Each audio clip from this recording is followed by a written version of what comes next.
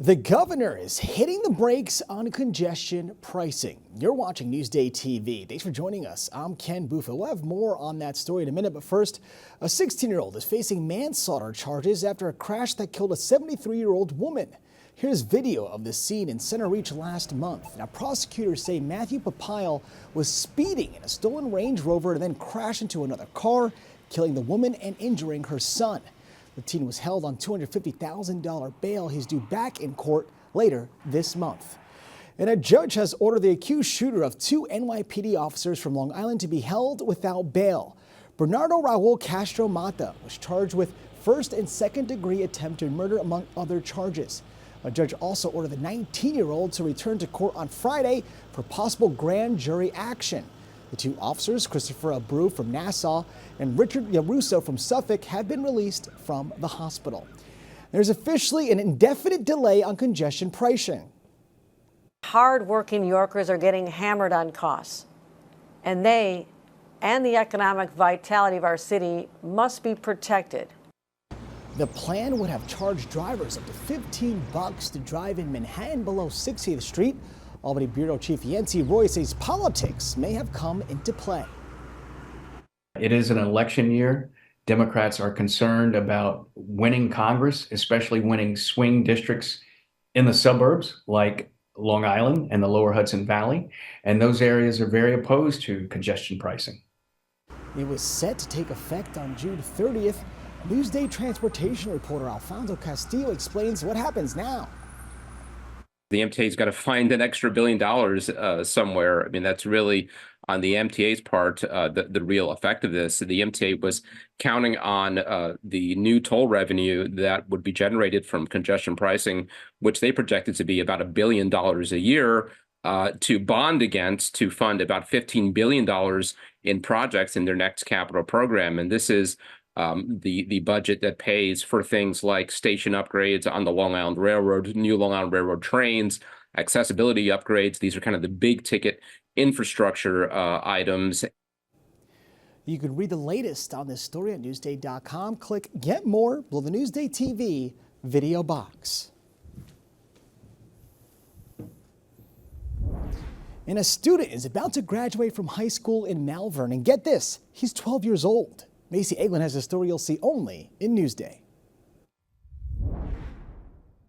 It's molarity by definition. It's just the number of moles divided by volume. So. This is Soborno Berry of Lynbrook. And like many Long Islanders, he's set to graduate high school this month. The thing is, he completed the credits in just 2 years.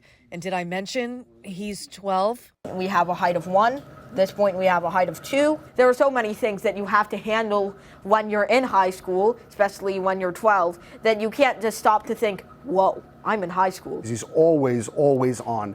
He's always thinking, he's always creating, he's always challenging himself. From a very young age, Soborno's parents knew he was gifted. He memorized the periodic table of elements at just 3 years old. It's just kind of like a measure of how much space is in here. How much space is in there? Probably like 10 gigabytes, less than your average computer. Soborno is set to become the youngest person to graduate from Malvern High School, another accolade added to his already long list of achievements. At 4, Soborno was recognized by then-President Obama. He's won numerous awards and has taken college courses. He even taught his own as a guest professor. I forget sometimes that he is a young guy, and you wouldn't know it when he gets up to the board and starts writing an equation that he just memorized 2 seconds ago. I try keeping myself to a high standard, even when you catch a strain of senioritis. I mean, I've already been accepted to college. Why not just chill? But if you know Soborno, you know he won't just chill. I'm going to be attending NYU as part of the class of 2028, hopefully 2027 if I get everything finished quick enough. Reporting for Newsday TV, I'm Macy Eglin. That is one smart kid. Now, to read more of exclusive stories like this, go to Newsday.com. Click Get More below the Newsday TV video box.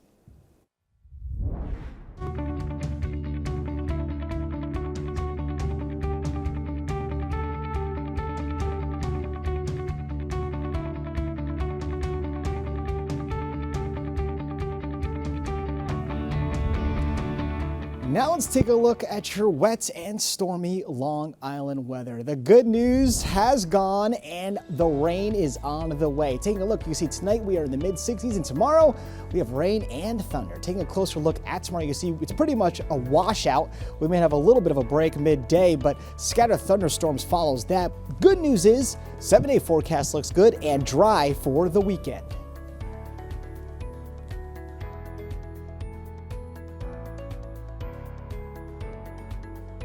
Long Island weather is brought to you by Fire Island Ferries.